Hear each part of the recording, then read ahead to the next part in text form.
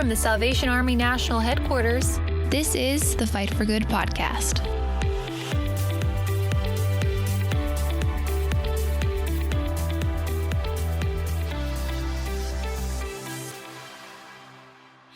Well, hi, everybody, and welcome to another episode of the Fight for Good podcast. I'm your host, Lieutenant Colonel Tim Foley. We're coming to you from Alexandria, Virginia, near the nation's capital of the United States of America, which is on the other side of the Potomac from us, representing national headquarters and the National Program and Publications Department. With me here, as always, is our War Cry Editorial Director, Mr. Jeff McDonald. Good morning, Colonel. Good to be with you. Well, happy day to you, sir. It's good to hear from you once again. And also our producer, Elizabeth. Hello there. Elizabeth, you're keeping us going, and we're so excited. I mean, we're pushing over 70 episodes of this podcast, and that's due to all the good work that you're doing behind the scenes. So thank you very much. And this particular podcast is what devoted to the February 2021 issue of the War Cry. Jeff, it's a delight to see that we have now published, I think this is issue number 9 or 10 since we've been in the midst of this pandemic. And what another great edition your team has put together. It's pretty amazing, isn't it?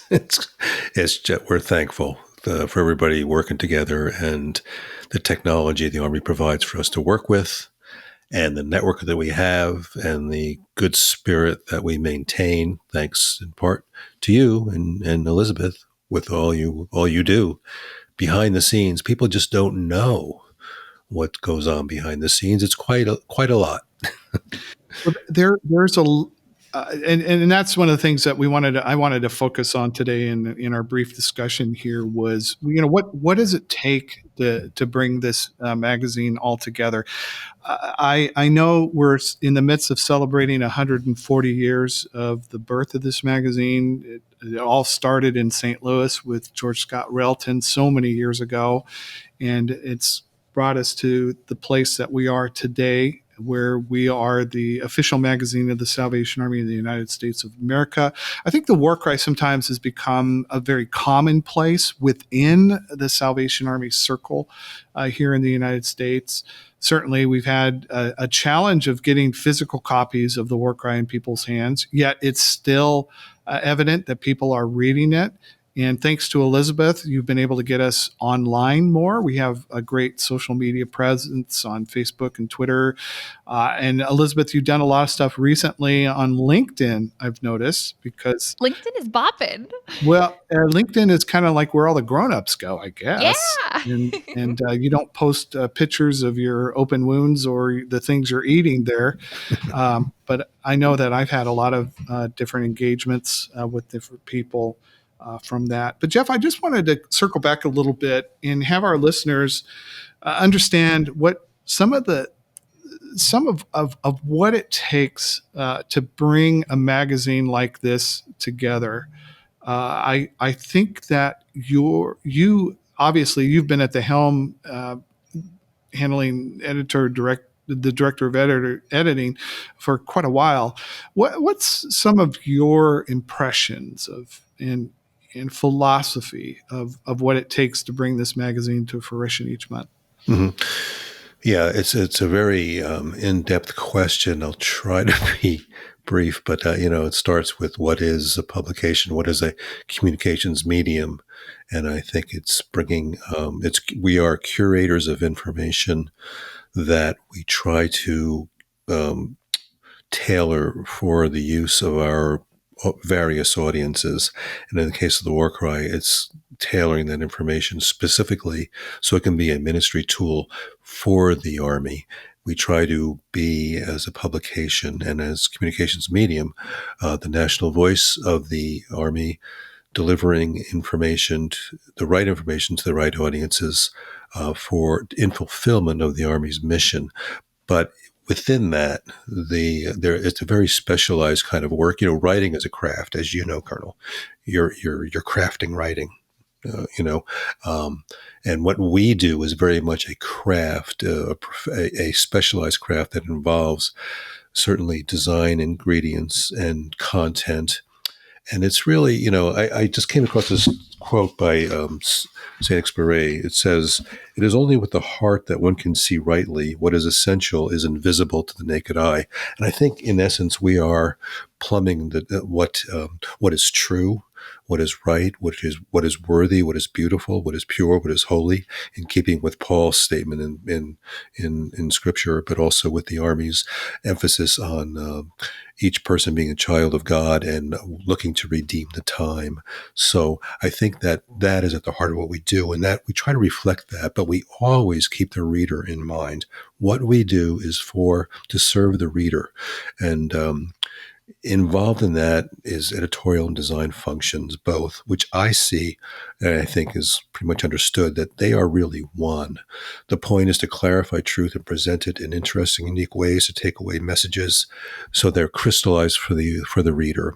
Now, I've always, I really so appreciate the Army's vast network of officers, professionals, employees, volunteers, readers, people, friends of the Army who contribute their work to the publication, who have a voice. So that network we try to tie into as best we can. We know that there's so many stories on the front lines of what the Army's doing. We love to get those reports. We rely on freelance writers to submit their material on the warcry.org. But there's so much planning involved. We have to be looking ahead. We have to have our ears to the ground. What's happening in our culture? What's happening in our world? What questions are people asking? How does the gospel apply to that? I think it really begins there with the clarity of message. And of course, William Booth, the founder of the Army, had such a vision for winning the world for Christ. And I think that kind of vision is really integral to everything we do. Now, within that, of course, as technology, we have a fine graphic arts team who are, striving to present, clarify information in interesting and truth, in interesting, provocative, unique ways where the eye doesn't go, following design principles such as symmetry and asymmetry, unity and diversity, form follows function. There's so many classical fundamental design elements that are ingredients in all we do. And of course, that's extending to the internet world now. As Elizabeth knows, she's wanting us to, keep in mind what the media saturated world, what the standards are in that world. How can we apply them so that the Army's message is received with excellence? Our presentation being excellent. So there's that component as well. So, and again, there, as you know, and you've emphasized, there is so much planning involved. We develop a theme list for the year that people can consult for ideas for submissions.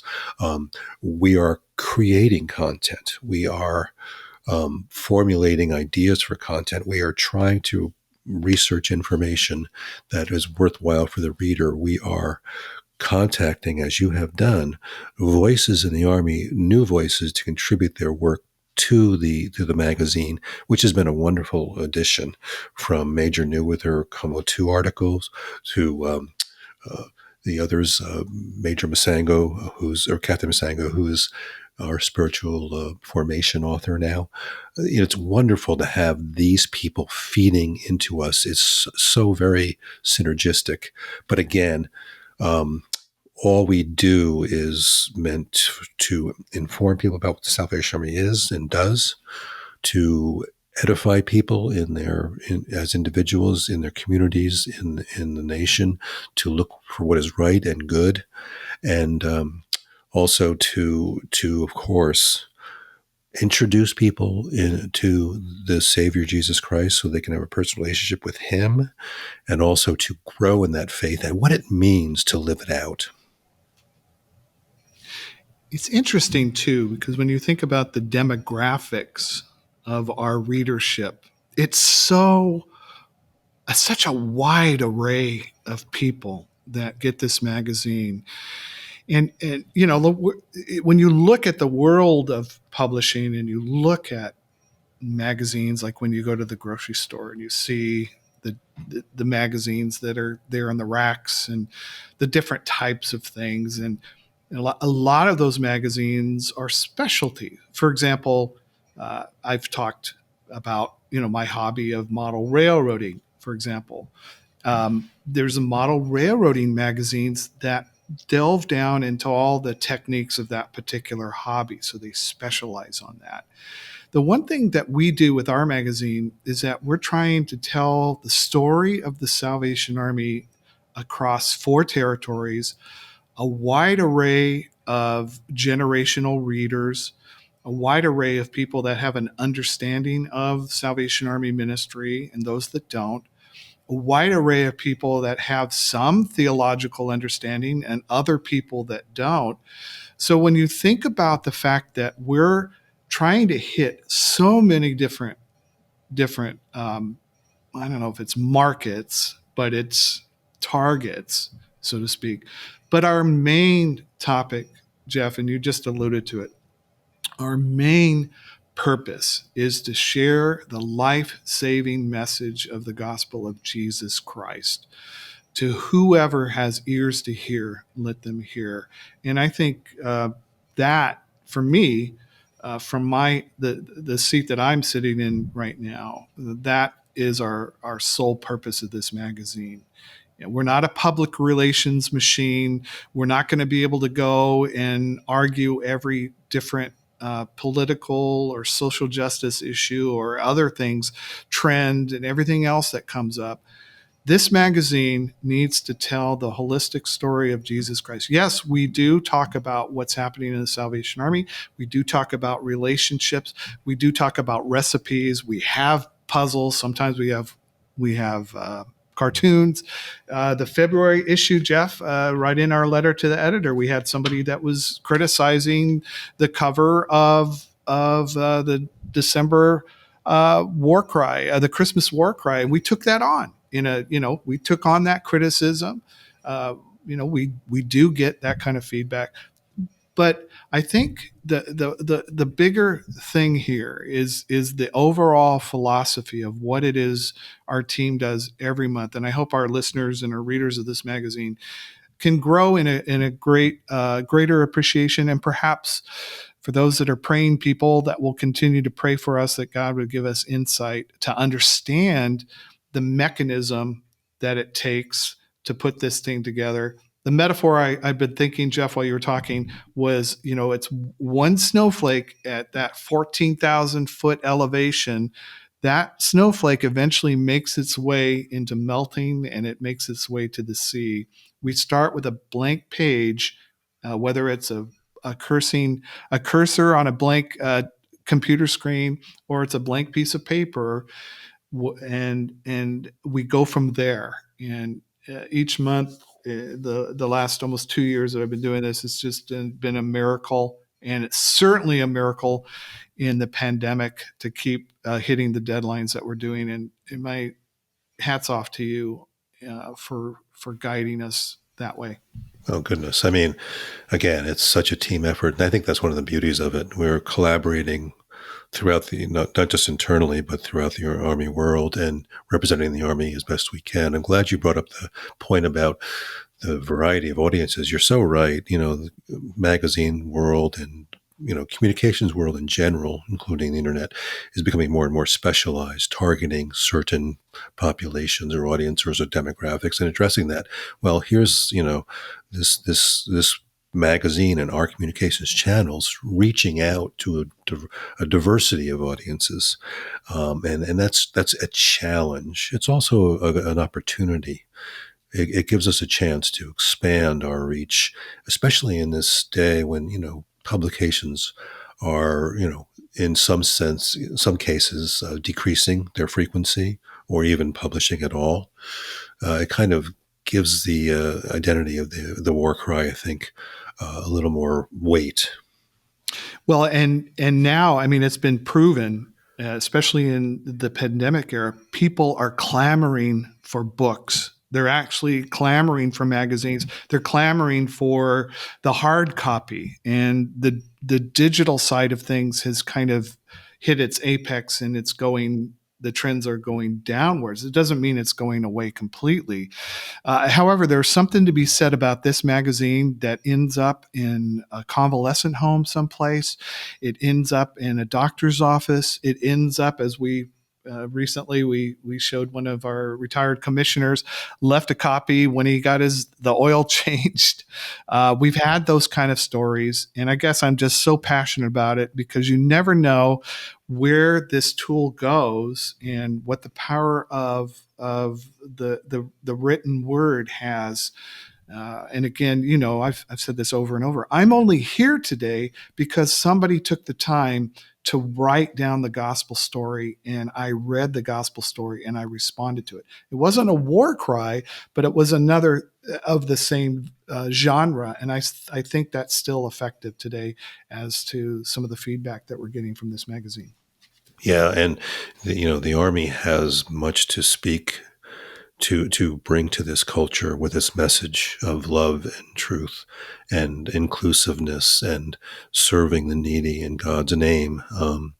It's certainly timely. We continue to be timely in that way. Um, so and we become more proactive in assigning people to write for us and seeking out new writers. We really encourage people to check us out, consider contributing to our work so that we may reach. And the word is so powerful, Colonel. You are so right that there's no replacement. God uses His word, and if we can support that in some way, great. There's so many good stories out there. I think of a man who in Ohio who would get bulk copies of our each issue, and he would take them to a Veterans Administration hospital in his community faithfully every month and distribute them to people there, as an example of the kind of changes, the kind of inspiration it can provide. Well, let's briefly just kind of go through the February issue in particular. I wanted to emphasize on page 10 and 11 and 12.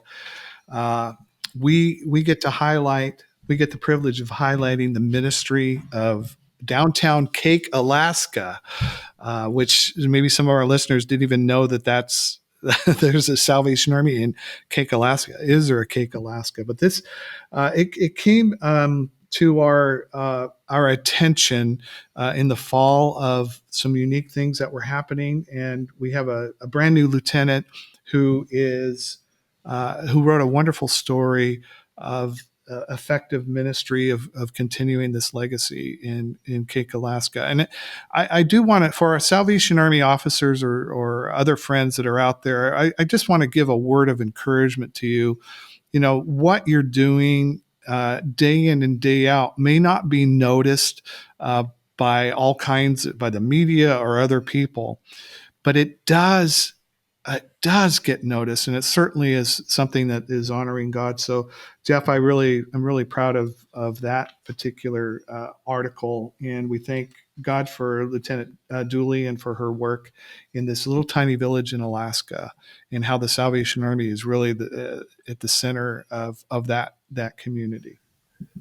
Boy, it's such a great story. There she is in this little outpost out there in Alaska, serving this tight community, and the soldiers and the people in her corps who have been faithfully helping the Army in that world for years is so impressive. It's certainly kind of an island in the storm of media that we're all assaulted with every day, with a lot of opinions being shared. This is just a down to earth story, and there's so many like that in the Army. I'm grateful to the ongoing work Major Swain, one of our assistant editors, is doing. He has an ongoing episode, if you want to call it, or articles. I came up with the idea, and he's kind of run with it. We're calling it the profile section, where we talk to people that have been involved with the Salvation Army, whether they're a soldier or they're an employee or volunteer or whatnot. In particular, this issue, we talk to Mike Castling, who is the CEO of Sequence Health Group, located in Omaha, Nebraska, I believe. And Mike's been a member of the Salvation Army there in Omaha, and now he's the incoming chair of the National Advisory Board. Great little concise 10 questions. And Jeff, I hope that this continues to go on. I think this is one of the little kind of unknowns about our magazine. Maybe people just kind of gloss over it, but we've got some really, really interesting individuals who are making a difference working with the Salvation Army across this country. Right, and we've introduced a healthy habits column. So in talking about the audiences we're reaching, we do try to provide a variety. So certainly Major Swain's been providing history snapshots of the Army's work. We've introduced a healthy habits column to address mental health needs and concerns in this day and age. We have Como 2 for our Spanish-speaking audiences. So there's quite a diversity of content that we're, continuing to solicit to put together. One of our favorite authors, we featured him on our podcast before, Bob Hostetler, has a great article here, How to Find the Love of Your Life. You and I personally enjoy talking with Bob, and he certainly has great insight, well-crafted writer. Jeff, we're still upcoming we've recently recorded a podcast with Major Annalise Francis, who's the administrator of the Ashland, Ohio Croc Center. She's one of our columnists with core values. We're so excited about her heart and what she's having to share in that powerful little piece. Yeah, and I think about there's common ground that we can all appreciate, and I think that's what we're contributing to. So in our February issue, we're covering things like we're trying to highlight Black History Month and the fact of Valentine's Day, what that means for marriages. We have an article on marriage breakthrough to help people, see, improve their marriages. Bob's article, of course, on finding the love of your life.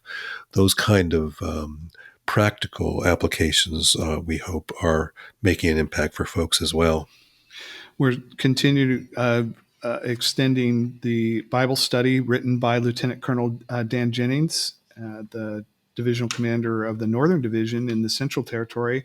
We appreciate the great work that he's doing. I know we have a few more pieces lined up that are coming from him, but this material is worth a small group Bible study. It's great sermon fodder for officers or other speakers that are looking for things. So we're grateful for what the good colonel has given to us.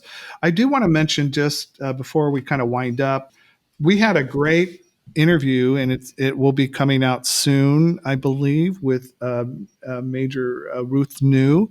But if you could just pay attention, if our dear listeners and readers, if you would just look at what is happening with our Spanish written page, we are so grateful for Major New and her vision.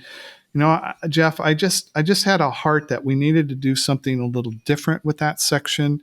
That we have a tremendous ministry in all of our territories to our Spanish speaking. And as you and I know, that in Latin America, there's all kinds of diverse cultures and whatnot. And I think Major New just really hits it on the head where she's going with this particular section.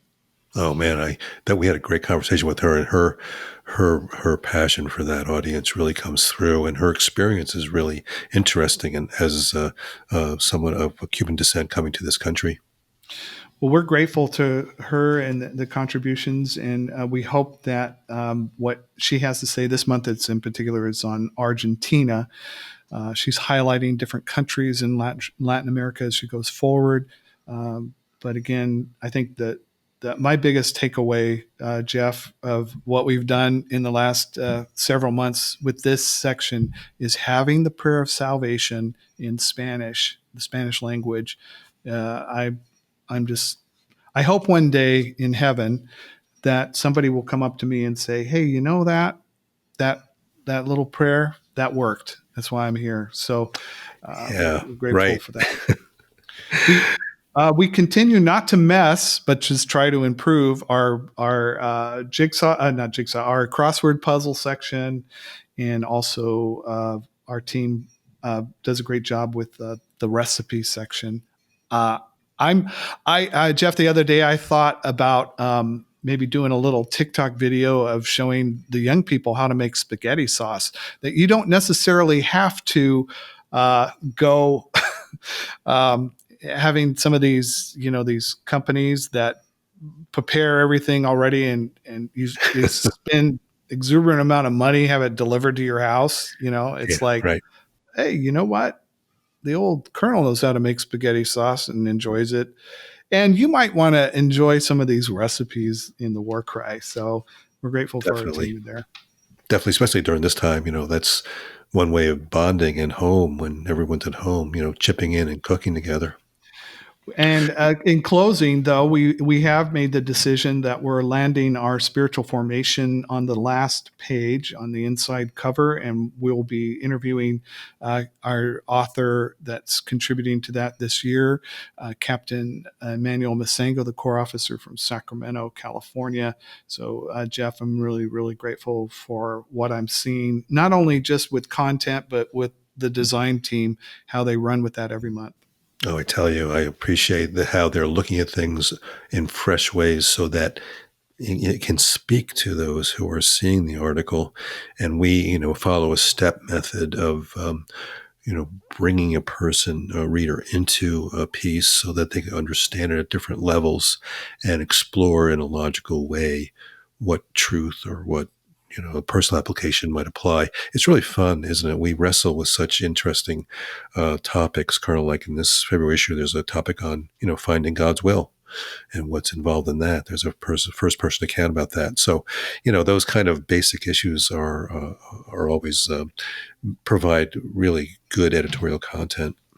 So our team is hard at work at almost putting the closing touches on the Easter War Cry and also the March issue of the War Cry. They kind of have to work on two at one time. But this, I'm inspired by this cover. I just love the content of this particular issue, and we hope our listeners and readers will take some time to either pick up a copy. You can subscribe very cheaply, $12 a month. Go to thewarcry.org and you can see how you can subscribe. Or also you can go to thewarcry.org and you can read this magazine. We drop it at the beginning of the month for free. Another thing, Jeff, that we're trying to do, we're trying to do more enlightened Facebook Live sort of things. Our producer is pushing me a little bit more in trying to get that set up. So we'll be doing a Facebook Live soon, probably this next week on this particular issue. Yeah, and it's also good that we let the public know what the Army stands for. In this issue, we have we print the Army's position statement on the use of power and how the Army, covering things like how the Army is very sensitive to diversity and inclusiveness, and tying into those trends in culture and how the Army is moving ahead in those areas. Well, again, I'm grateful to you and our whole team for all the work that they're doing behind the scenes to make this happen. Every month, we're grateful for those of you that have contributed in the past, and those of you who are thinking about contributing. We would encourage you to do so and write us. You can find out information how to submit content to us. We're looking for all kinds of content, quality photographs, poems, spoken word, not necessarily big novels or anything like that. But the guidelines are there and the theme is there, and we would encourage you to take a crack at it. And we hope to give other budding authors the opportunity to get a byline in our magazine. Definitely. Even if there's an idea someone is considering, then they want to, contact us about that to see if there's a possibility to develop it. That's also a good way to get in touch with us. Well, we want to thank everybody for taking a few moments of your day to listen to our Fight for Good podcast. Our listenership is up a little bit and we're expanding, and we encourage you to be an ambassador of our podcast. Put our links on your own social media feeds and tell your friends about it, but also tell your friends about the War Cry. Get a copy of that in your hand, and you can read it. Don't throw it away. Pass it on to somebody else, because we do talk about the living Word of God in it, and you never know where this magazine will end up and the effects that it will have on people. So we thank you again for listening. Well, that's going to end this episode of the Fight for Good podcast. Be sure to subscribe to Fight for Good wherever you listen to podcasts. And don't forget to follow the War Cry and Peer magazine on Facebook, Instagram, and Twitter. And go to thewarcry.org and go to peermag.org, and you can see what our current and past issues are, what's happening there with them. Well, until next time, this has been the Fight for Good podcast. Bye for now. Subscribe to Fight for Good wherever you listen to podcasts.